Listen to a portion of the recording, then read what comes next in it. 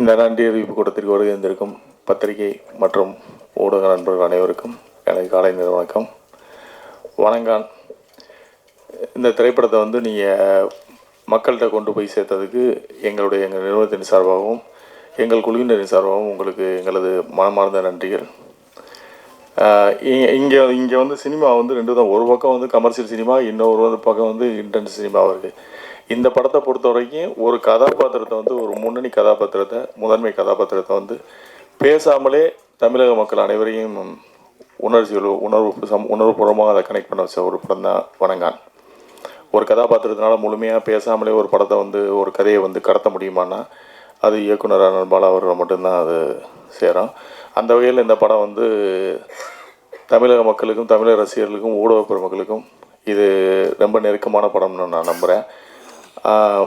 அந்த நம்பிக்கை உங்கள்கிட்ட இருந்ததுனால தான் இந்த படத்தை நீங்கள் வெகுவாக கொண்டாடிருக்கீங்கன்றதையும் நான் நம்புகிறேன்.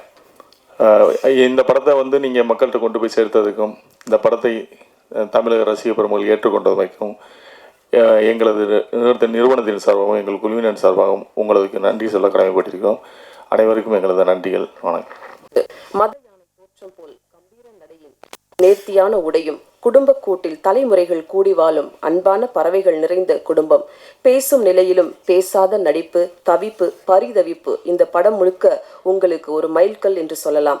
தங்கையின் உலகத்தை நடிப்பில் தனியை காட்டிய ஆண் தேவதை அருண் விஜய் அவர்களை பேச அழைக்கிறோம்.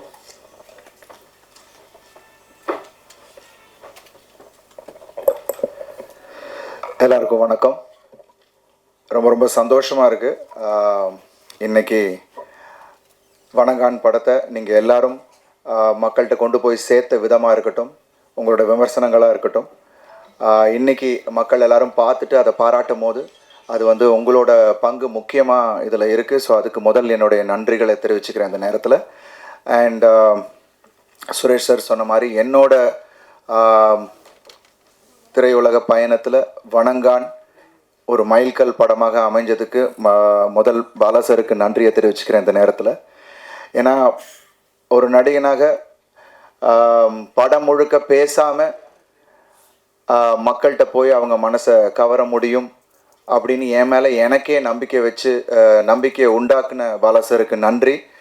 ஏன்னா இன்றைக்கி எல்லாரும் நடிப்பை பற்றி பாராட்டுறாங்க, படத்தை பற்றி பாராட்டுறாங்க அப்படின்னா அது எல்லாத்துக்கும் முழுமையான காரணம் பாலாசர். ஏன்னா எவ்வளோ உழைப்பு அதில் பாலாசர் எனக்குள்ளே வந்து வாங்கியிருக்காருன்னு எனக்கு தெரியும். ஏன்னா நிறைய விஷயங்கள் அந்த படத்தில் அந்த ப்ராசஸே வந்து எனக்கு ஒரு பெரிய ஒரு அனுபவமாக இருந்தது.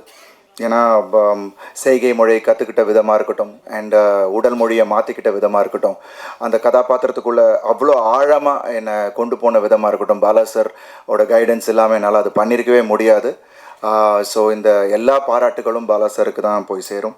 அண்ட் இது எனக்கு நிச்சயமாக என்னோடய வாழ்க்கையில் ஐ திங்க் இது மாதிரி திருப்பி ஒரு படம் பண்ண முடியுமா அப்படின்னு எனக்கு தெரியல. ஏன்னா த கிராஃப்ட்மேன் பாலாசர் னால மட்டுமே இதை வந்து கொடுக்க முடியும். ஸோ மீண்டும் நம்ம இணைஞ்சால் வேறு ஏதாவது புதுசாக ஏதாவது பண்ண முடியுமான்னு தெரியல. So thank you Bala sir, thank you so much. And மக்களாகிய உங்கள் எல்லாருக்கும், ஏன்னா சார் சொன்ன மாதிரி ஒரு நல்ல படத்துக்கு எப்போதுமே வந்து உங்களோட சப்போர்ட்டை கொடுத்துருக்கீங்க. ஸோ இந்த படத்துக்கு ஒரு ஹார்ட் ஹிட்டிங்காக பாலா சார் எப்போதுமே சொல்லுவாருன்னு நமக்கு எல்லாருக்குமே தெரியும். ஸோ படத்துலேயும் அந்த ஹார்ட் ஹிட்டிங் கண்டென்ட்டுக்கு நீங்கள் எல்லோரும் கொடுத்த அந்த வரவேற்புக்கு முதல் என்னுடைய நன்றிகள். அண்ட் படத்தில் நடித்த அத்துணை கலைஞர்களுக்கும் அத்துணை டெக்னீஷியன்ஸுக்கும் என்னுடைய நன்றிகளை இந்த நேரத்தில் தெரிவிச்சேன். Thank you Bala sir once again. And Suresh Kamatchi sir, thank you so much. ஒரு போல்டாக பொங்கல் அன்னைக்கு, அதை பொங்கலுக்கு முன்னாடி நம்ம படம் வரணும் அப்படின்னு சொல்லி அதில் ஸ்ட்ராங்காக நின்று இப்போது எல்லாரோட பாராட்டுகளையும் பெற வச்சதுக்கு Suresh sir, thank you so much Suresh sir. I will never forget. And ரொம்ப நன்றி பத்திரிகையாளர்கள் எல்லாருக்குமே என்னுடைய நன்றிகள் இந்த நேரத்தில் தெரிவிச்சிருக்கேன். கதாபாத்திரங்களை தன் படைப்புகள் மூலம் தந்து உச்சிக்கு சென்றவர். 25 காலம் தமிழ் சினிமாவில் தனக்கான அடையாளத்தை தேடிக்கொண்டவர். காதலின் வலி, அதன் ஆழத்தை சொன்ன சேது, அகதிகள் முகாம், சீர்திருத்த பள்ளி என்று சொன்ன நந்தா, தேயிலை தோட்ட பிரச்சனைகளை கண்முன் காட்டிய பரதேசி, சமூகத்தின் கடைக்கோடியில் கவனிப்பு இல்லாமல் வாழும் மனித கூட்டங்களின் வாழ்க்கையை சொன்ன அவனிவன், காசியும் எரியும் சிதையும் கண்முன்னே காண வைத்த நான் கடவுள், இப்படி தேசிய அளவில் தன் படைப்புகளை கொண்டு சேர்த்த வணங்கான் இயக்குனர் பாலா அவர்களை உங்கள் முன் பேச அழைக்கிறோம்.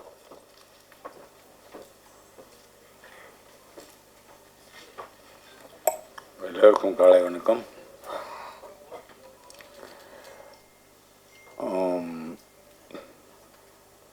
நன்றி அப்படின்னு சொல்லி ஒரு வார்த்தையில் சொல்லிட்டு கடந்து போயிட முடியாது. ஏன்னா அவ்வளோ தூரம் நீங்கள் வந்து இதை ரசித்ததுனால தான் இந்த அளவுக்கு நீங்கள் கொண்டு வந்திருக்கீங்க. அது உங்களால் மட்டும்தான் முடியும். ஸோ அதுக்காக உங்களை கைகூப்பி வணங்கிக்கிறேன். மற்றபடி ஏதாவது கேட்கணும்னா நீங்கள் கேட்கலாம்.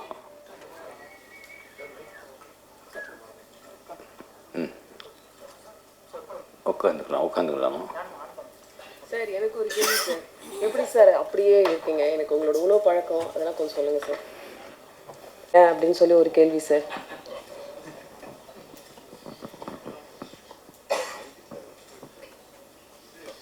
நீங்களும் அப்படியே தான் இருக்கீங்க. உங்களை மாதிரி நானும் உணவு பழக்கம் கண்ட்ரோலாக இருக்குது. பாலா சார், உங்களுடைய படங்கள்லாம் கிளைமேக்ஸ் வந்து முதல் படத்துலேருந்து இப்போ வரைக்கும் ஒரு வன்முறை, ஒரு வன்மோன்ல நான் ரொம்ப ரத்தம், ரொம்ப இயல்பில் நடக்காததாக இருக்க மாதிரி இருக்கேன். இந்த கோபம் யார்கிட்டேருந்து வந்தது? ஏன்னா பாலுமேந்திரா சார் இருந்தீங்க, சார்ட்ட வந்து அந்த மாதிரி பழக்கமே கிடையாது. இது எங்கேருந்து கற்றுக்கிட்டீங்க? இது கற்றுக்கிட்டு வர்றதில்ல, அது தவறான பதிலாக கூட இருக்கலாம். அது ரத்தத்தில் இருக்குது. சார், இந்த படத்தினுடைய ஓப்பனிங் ஆச்சு, ஹீரோ இன்ட்ரடக்ஷன் பண்ணும்போது ஒரு கையில் விநாயகர், ஒரு கையில் பெரியார் இருப்பார். அதை பற்றி சொல்லுங்கள் சார். அது அந்த படத்தோட கிளைமேக்ஸ்க்கான ஒரு குறியீடு தான். கிளைமேக்ஸில் தங்கை இறந்ததுக்கப்புறம் படைத்தவனும் இங்கே கைவிரித்தானேன்னு முடியும்.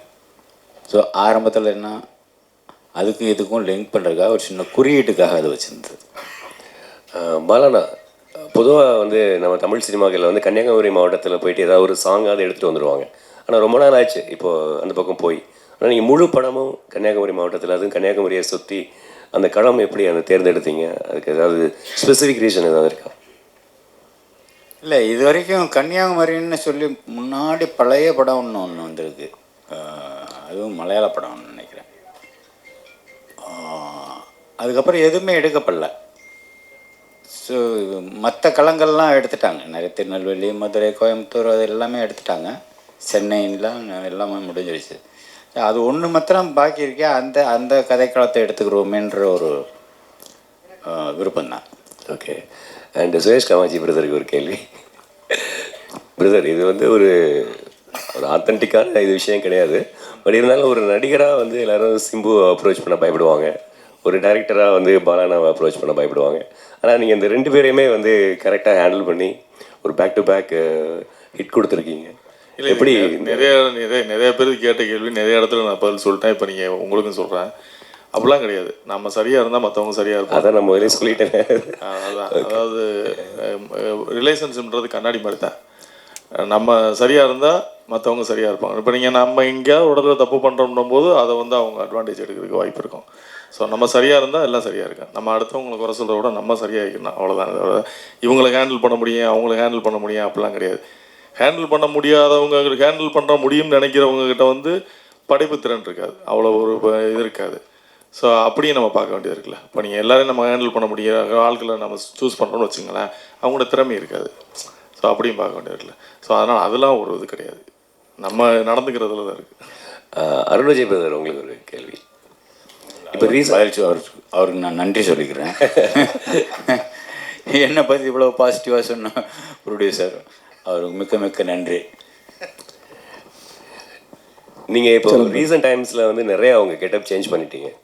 ஆனால் இந்த படத்தில் நீங்கள் ஃபிலிம் இண்டஸ்ட்ரியில் இன்ட்ரடியூஸ் ஆகும்போது இருந்த ஒரு அந்த கரல் ஹேர், தாடி வச்சு ஒரு அதான் அந்த ஆரம்பத்துக்கே போய் மறுபடியும் புதுசாக ஆரம்பிக்கிற மாதிரியான ஒரு ஃபீல் எனக்கு பர்சனலாக நான் ஃபீல் பண்ணேன். ஏன்னா பாலானோட படத்துக்குள்ளே வரும்பொழுது திருப்பி ஒரு வேறு ஒரு வேர்ஷனில் வரணும், இல்லை ஒவ்வொரு நடிகர்களும் வர்றாங்க. அந்த மாதிரி நீங்கள் ஏதாவது ஃபீல் பண்ணீங்களா? அவங்க கெட்டப் எப்படி, ஏன் அந்த மாதிரி பழைய இதுக்கு போனீங்க அப்படின்றது? இல்லை, பாலா சார் ஒரு விஷயம் மைண்டில் வச்சுருந்தாங்க, இந்த கதாபாத்திரம் இப்படி இருக்கணும், இப்படி பண்ணணும் அப்படின்ட்டு. ஸோ அதுதான், அது பாலா சாரோட விஷன் தான். ஸோ அதுக்கு தகுந்தாப்பில் தான் நம்ம பண்ணோம். எனக்குமே வந்து டோட்டலாக நான் இது வரைக்கும் பண்ண படங்களில் அப்படியே மாறுபட்டு பண்ணது தான் இன்றைக்கி இந்த பேர் கிடச்சிருக்கு அப்படின்னு நான் நினைக்கிறேன். ஸோ அதுக்கு பாலா சாருக்கு தான் நன்றி. வாழ்த்துக்கள். உங்கள் படங்கள் எல்லாமே கிட்டத்தட்ட லென்த்தியாக இருக்குது அப்படின்னு சொல்லிட்டு லென்த்தாக இருக்கும், கலர் எல்லாம் இருக்குன்னு சொல்லுவாங்க. இந்த படத்தை பொறுத்தவரைக்கும் ரொம்ப ஷார்ட் அண்ட் ஸ்கிரிப்டாக இருக்குன்னு சொன்னாங்க. அதுக்கு என்ன காரணம் சார்? 2 மணி நேரம் 5 நிமிஷம் ஆமாம், மற்ற படம்லாம் 2 மணி நேரம் 2.25 மணி நேரம் இருக்காது எல்லாமே 2.25 தான் இருக்கும். இது வந்து கதை சொல்லப்பட்ட விதம், குறிப்பாக செகண்ட் ஹாஃப் அது கொஞ்சம் ஃபாஸ்ட்டாக போகும்னா அப்படி காட்சியில் அடுத்தடுத்து அப்படி அமைஞ்சதுனால அது உங்களுக்கு வந்து ரொம்ப சின்ன படம் மாதிரி தெரியுது. ஆமாம், அது ஃபாஸ்ட்டாக போகிறதுனால அது உங்களுக்கு தெரியல. சார் இங்கே சார் வாழ்த்துக்கள் முதல்ல படத்துக்கு. இந்த ஸ்டோரி வந்து ரியல் இன்ஸ்பிரேஷனா சார்? ஏதாவது நீங்கள் பார்த்ததா இல்லை பேப்பரில் மாதிரி வந்து தகவல் அடிப்படையிலையா? அப்புறம் பர்டிகுலராக ஹீரோவுக்கு அந்த மாதிரி டெஃபெண்டப்பாக வச்சதுக்கான காரணம் என்ன சார்? அந்த இன்சிடெண்ட் வந்து ரியலாக நடந்தது. ஆனால் சென்னையில் தான். ஆனால் நான் அந்த ஸ்கூல் பேர் சொல்ல முடியாது. அந்த பிளைண்ட் ஸ்கூலில் ஒரு அடுத்து என்ன கேட்டீங்க? ஏன் பேச வைக்காத ஒரு ரோல் கொடுத்துருக்கீங்க? அவருக்கு வந்து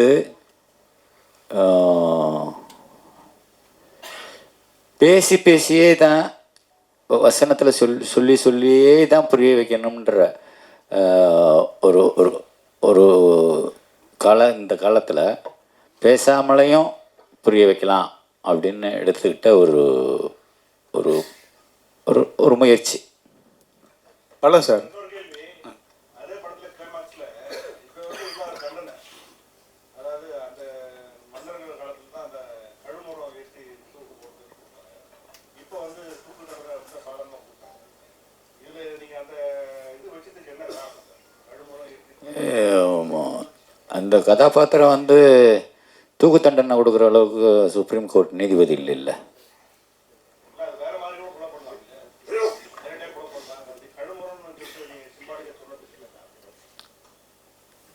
அது அந்த காலத்தில் நடந்திருக்கு இல்லையா, அந்த இடத்துல அது நடந்துருச்சு, அப்படி தான் எடுத்துக்கிறேன்னு தவிர அதுக்கு ஒரு காரணம் என்ன அப்படின்றது நம்ம தேட வேண்டியதில்லை.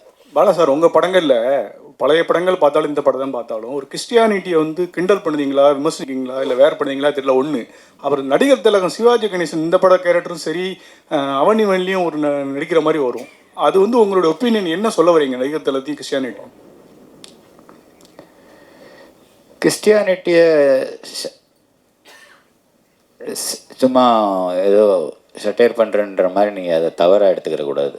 அந்த ஒரு பாட்டை கேட்டு பாருங்கள், ஆடியோவில் அந்த சின்ன பொண்ணு தங்கச்சி பாடுற பாட்டை கேட்டு பாருங்கள், அப்படி சொல்லவே மாட்டீங்க. முழு பாட்டையும் கேட்டிங்கன்னா சொல்ல மாட்டீங்க. நடிகர் திலகம் சிவாஜி கணேசன் என்ன எதில் வந்தார் இதுக்கு முன்னாடி?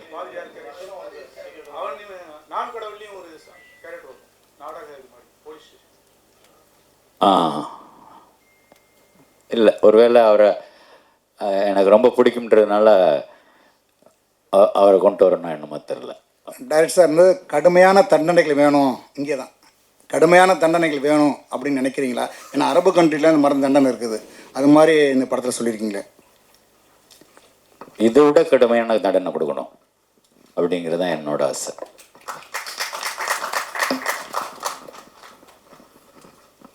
பாலா சார், இதுவரை தொடர்ந்து 4 படம் பண்ணியிருக்கீங்க. பட் எல்லா கதைக்களமும் கேரக்டர் பார்த்தீங்கன்னா ஒரே மாதிரி தெரியுதுன்னு ஒரு ஃபீலிங் இருக்குது. நீங்கள் வந்து ஸ்டைலிஷான பாலாவை நாங்கள் எப்போ பார்க்குறது? ஸ்டைலிஷான பாலா சாரா எப்போ பார்க்குறது?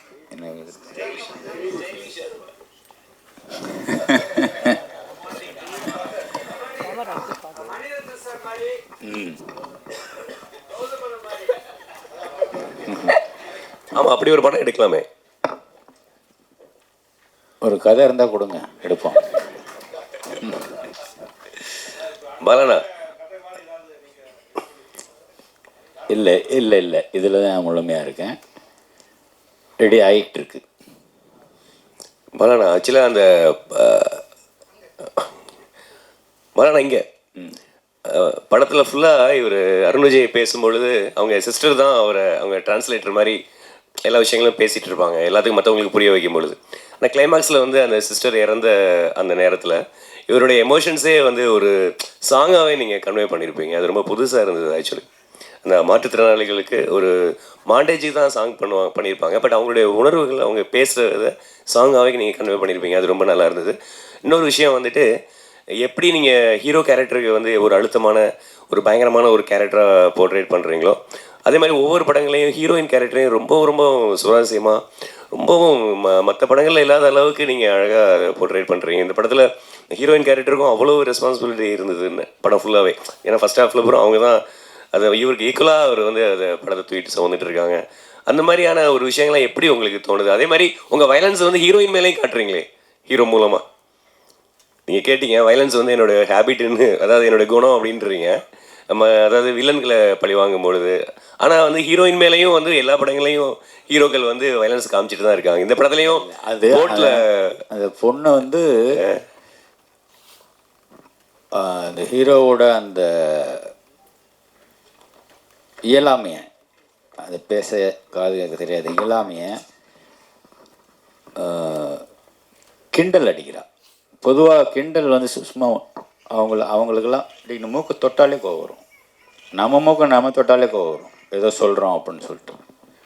அப்படி இருக்கும்போது நேருக்கு நேராகவே அவனை ரொம்ப டீஸ் பண்ணி பேசுகிறம்போது அப்படி தான் அடிப்பான்.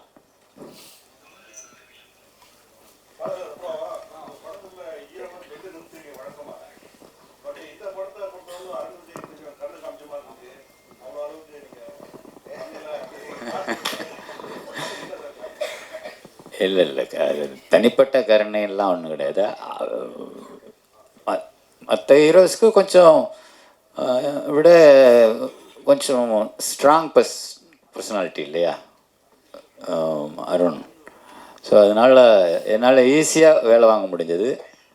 அதனால் அது உங்களுக்கு கம்மியாக இருக்கிற மாதிரி தெரியுது. இன்னும் நிஜமாக எடுத்தோம்னா அது இன்னும் ஓவர் வயலன்ஸ் ஆகிடும். ஏன்னா இன்னும் பேலன்ஸ் இருக்குல்ல, இன்ட்ரோல் பாக் இருக்குது, கிளைமேக்ஸ் இருக்குது. அதுக்கு முன்னாடியே மற்ற அடியெல்லாம் போட்டோம்னா அது கிடைக்காது நமக்கு. பாலா சார், தமிழ் சினிமாவில் 1000 கோடிங்கிறது வந்து ஒரு பெரிய விஷயமா இருக்குது. ஹிந்தி வந்துட்டு, தெலுங்கு வந்துட்டு, மற்ற லாங்குவேஜ் வந்துட்டு, ஒரு முக்கியமான இயக்குனராக ஏன் தமிழ் சினிமா அந்த 1000 கோடி வந்து வரமாட்டுக்கு என்ன காரணம்னு நினைக்கிறீங்க? இந்த வியாபார நுணுக்கத்துல எல்லாம் எனக்கு அவ்வளோ ஞானம் இல்லை. அப்புறம் ஒரு சொல்லணும், நானாசன் கேட்காமே சொல்லணும். லாஜிக் மிஸ்டேக்குன்னு சொல்லிட்டு யாரோ ஒருத்தர் வந்து விமர்சனம் பண்ணியிருந்தார். அதில் என்னென்னா, எப்படி ஜெயிலில் ரொம்ப சர்வசாதாரணமாக 2 பொண்ணுங்களும் ஒரு ஃபாதரும் போய் பார்க்குறாங்க, அது வாய்ப்பே இல்லையே அப்படின்னு சொல்லிட்டு. அது ஜெயில் இல்லை, அது முன்னாடி உள்ள கோர்ட் சீனில் பேசுகிறம்போது no judicial custody, no police custody, throw him to the convict ward. அப்படி அது கன்விக்ட் வார்டு. நோயாளிகள் பிரிவு, அது அந்த ஊருக்குள்ளே இருக்கிற இந்த ஜிஹெச்லேயே இருக்கிற ஒரு பகுதியில் ஒதுக்கி வச்சுருப்பான். அது நோயாளிகள் பிரிவு, அது ஜெயில் இல்லை. நிறைய பேர் அது அந்த ஜட்ஜு சொன்ன வார்த்தையை கேட்ச் பண்ணாதனால இங்கே இது லாஜிக் மிஸ்டேக்குன்னு சொல்லிட்டாங்க. அதை நான் கொஞ்சம் கிளியர் பண்ணிக்கிறேன். பாலா சார், சார்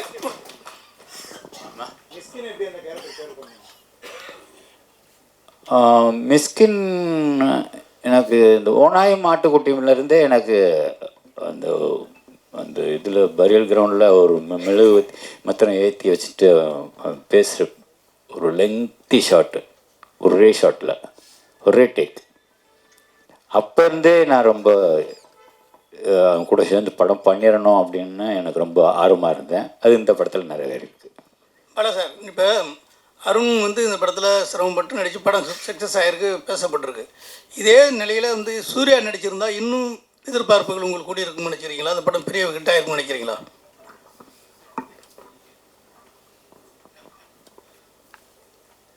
இப்போ இந்த படம் ஹிட் ஆகிருக்குல்ல, இன்னார் நடிச்சிருந்தா அமிதாப் பச்சன் நடிச்சிருந்தா ஷாருக் கான் நடிச்சிருந்தா அப்படி அது எதுக்கு பேக்கில் போகணும்? ஒன்ஸ் முடிஞ்சு போச்சு, ரிலீஸ் ஆகிடுச்சு, ஹிட் பண்ணி கொடுத்துட்டீங்க, அப்புறம் திரும்ப நம்ம ஏன் பேக்கில் போய் திரும்பி பார்க்கணும்? சரி, அப்படின்னு ஒரு சார், இப்போ இந்த பாலடைஞ்ச கிணத்துலேருந்து நிறைய புல்லுகள் மேலே வரும், அதில் ஒரு பலகை வரும், அந்த பலகத்தில் நான் இருக்கும் இடத்து செல்வம் கொளிக்கும் அப்படின்னு ஒரு காமெண்ட் பண்ணுற மாதிரி பண்ணியிருப்பீங்க. அதே மாதிரி பெரியார் சிலையை சோத்து கையில் தூக்கிட்டு வருவார், பிள்ளையார் சிலையை பிச்சை கையில் தூக்கிட்டு வருவார். அப்போ இதில் ஏதாவது உங்களுக்கு எப்போதுமே கொஞ்சம் நாத்திகரத்தில் உடன்பாடு உள்ளவனீங்க, இந்த மனநிலையை எப்படி பண்ணியிருந்தீங்க, என்ன காரணம்?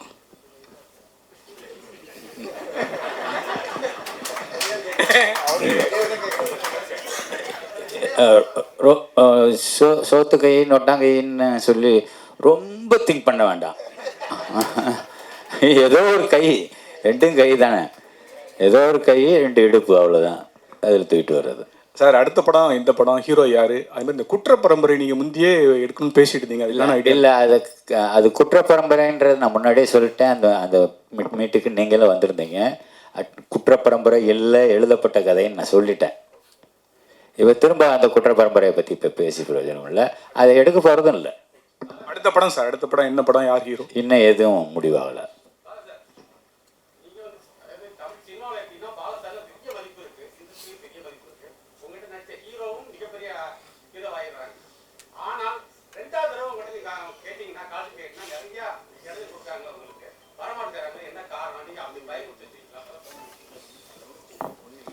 என்னை பார்த்தா அவ்வளோ பயமாக இருக்கு.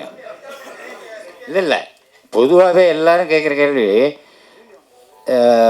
கோக்காரரு பட்டுன்னு பேசிடுவார், அது இதுன்னு. அப்படி ஏதாவது நடந்திருக்கா அப்படின்னு சொல்லி சுரேஷ் காமாட்சிட்ட கேளுங்க, இல்லை அருண் விஜய்கிட்ட கேளுங்க, இல்லை படத்தில் நடிச்ச யார்கிட்ட வேணாலும் கேளுங்க. என்னைக்காவது ஒரு நாள் முகம் சுண்டிருக்கணும் நான் கூட கேட்டு பாருங்க, அது அவங்களே சொல்லட்டும் பதில்.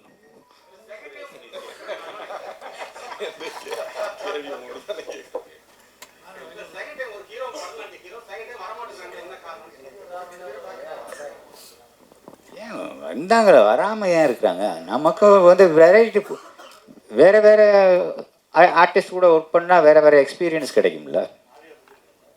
ஆர்யா பண்ணியிருக்கிறாரு, சூர்யா பண்ணியிருக்கிறாரு, நீங்கள் எங்கேயோ எங்கே போனால் ரொம்ப ரொம்ப வருஷத்துக்கு பின்னாடி இருக்கீங்களே.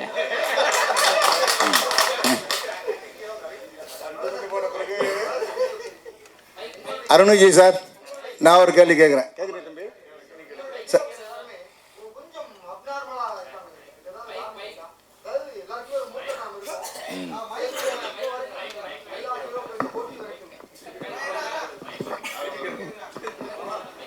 பாலா சார், உங்களுடைய எல்லா படங்களையுமே கேரக்டர் பேசப்பட்டிருக்கு. பர்டிகுலர் இந்த ஹீரோக்கு வந்து ஒரு ஸ்பெஷல் பவர் மாதிரி, அதாவது ஒரு முற்கடத்தனத்தோடு இருக்காங்களே, அதற்கான காரணம் என்ன?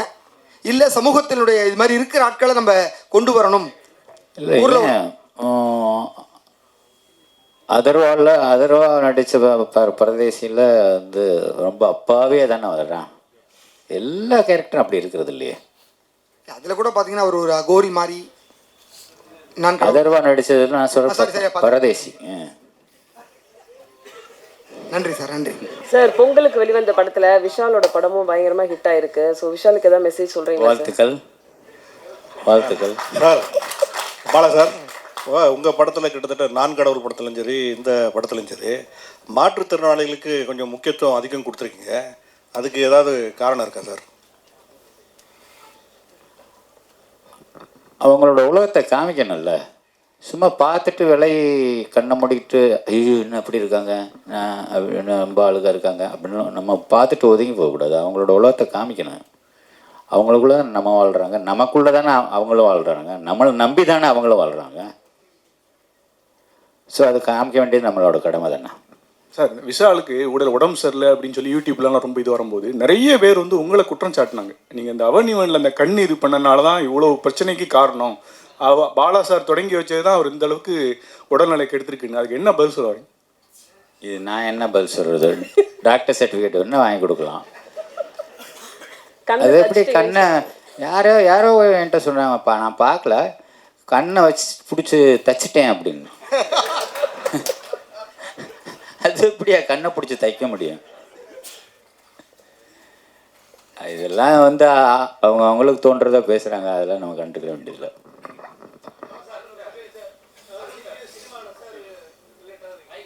சார் அருண் விஜய்ட்டு ஒரு கொஸ்டின் சார்.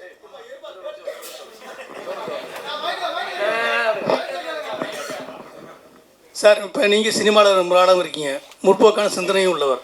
அதேமாரி சீமானும் சினிமாலாம் இருக்கார், அவரும் ஒரு முற்போக்கான சிந்தனையாளர். இப்போ சமீப காலமாக பெரியாரை பற்றி ஒரு அவதூறு கருத்து பரப்பிட்டு நிறைய இடத்துல ஒரு பரபரப்பாக கருத்துன்னு போயிட்டுருக்கு. அதுக்கு உங்களுடைய கருத்து என்ன, அப்படின்னா என்ன நினைக்கிறீங்க அதை பற்றி? பேசுறது சரியா? அவர் என்ன சொன்னாருன்னு இப்போ வரைக்கும் எனக்கு தெரியாது.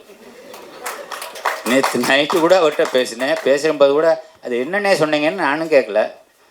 அவரும் அதை பற்றி எதுவுமே என்கிட்ட அப்படி அந்த அரசியல் பேச மாட்டார். என் கூட என்கிட்ட பேசும்போது தம்பிங்கிற உறவு மட்டும்தானே தவிர அரசியல் எனக்கும் அவருக்கும் எந்த விதமான தொடர்பு இல்லை. சார், நீங்கள் எல்லாருமே பாலுமகேந்திரா சாருடைய சிஷ்யர்கள், எல்லாருமே நல்ல நிலைமையில் இருக்கீங்க. நீங்கள் சீமான் சார், ராம் சார், வெற்றிமாறன், சுகா குரூப்பு, உங்கள் குருநாதர் பேரில் சென்னையில் ஒரு நினைவு சின்னம், ஒரு சிலை, ஒரு தெரு, ஒரு விருது எதுவுமே கிடையாது. சிஷ்யர்கள் நல்ல நிலைமையில் இருக்கும்போது ஏன் குருநாதர் மறந்தீங்க?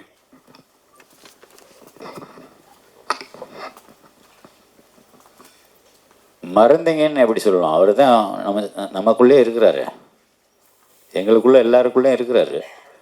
ஆனால் அடுத்த தலைமுறைக்கு என்ன பண்ணணும்? தெரு பேர் வைக்கலாம், ஒரு சிலை வைக்கலாம்னு சொல்ல வர்றாரு. அது அரசாங்க முடிவெடுக்க வேண்டியது. நம்மளே ஒரு தெரு உருவாக்கி நம்மளே பேர் வச்சோம்னா விடுவாங்களா?